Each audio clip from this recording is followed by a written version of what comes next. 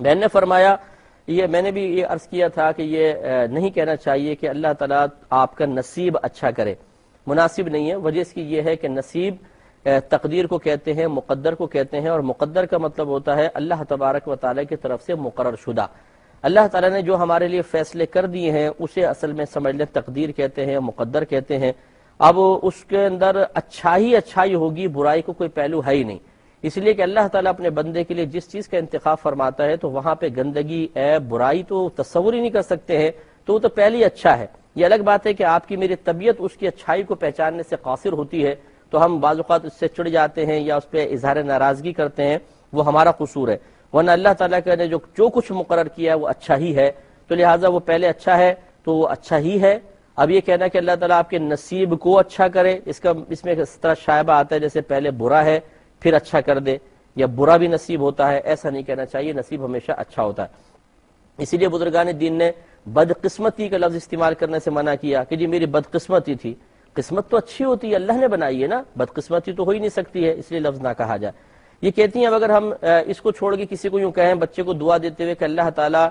جو کچھ تمہارے نصیب میں ہے اللہ تعالیٰ تمہیں اس سے راضی کر دے، اس بچے کو اس سے راضی رکھے، تو اس پہ لوگ بعض اوقات ناراض ہو جاتے ہیں۔ اگر معاملہ کوئی بگڑ جاتا ہے کہ دیکھا آپ نے ایسی دعا دی تھی تو بس شگونی ہو گئی، اور بچے کے لیے آپ نے نصیب اچھا کرنے کی دعا تو مانگی نہیں تھی، اس لیے نقصان ہوا ہے، تو پھر کیا کیا جائے؟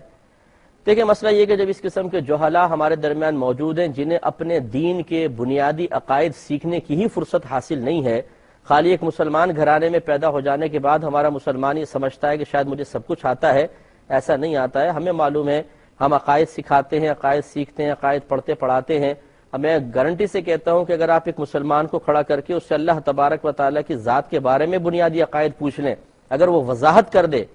سیکھا ہوا ہے تو ایک الگ بات ہے، وضاحت کر دے، اگر وہ، میں اس سے کوئسچنز کرتا ہوں، اگر واقعی وہ بنیادی ان سوالات کے جوابات دے لے تو پھر آپ میرا نام بدل دیجئے گا۔ اتنی غفلت ہے جس کو کوئی انتہا نہیں، جس کی بنا پر اس قسم کے معاملات ظہور پذیر ہوتے ہیں۔ تو بہرحال کوئی ایسا کم علم شخص ہے، اس کو جہالت کے احساس دلانے کی بھی حاجت نہیں ہے، پیار محبت سے سمجھائیں، مانے تو ٹھیک، ورنہ آپ کف لسان فرمائیں، آپ اچھی سی کوئی دعا دے دیں، اللہ تعالیٰ تمہیں جنت عطا فرمائے، اللہ تعالیٰ دنیا کی نعمتیں آخرت کی بھلائیاں عطا فرمائے۔ یوں آپ نے دعا دے دی تو ٹھیک ہے، ضروری ہے کہ نصیب کے بارے میں ہی آپ کو کلام کریں۔ اس قسم کے جہلا کے سامنے اس قسم کے کلام کی جو ہیں بالکل ٹھیک، لیکن وہ اپنی جہالت کی وجہ سے اس میں بھی کوئی منفی پہلو تلاش کر لیتے ہیں، اسے ان لوگوں کے سامنے نہ کیا جائے تو بہتر ہے۔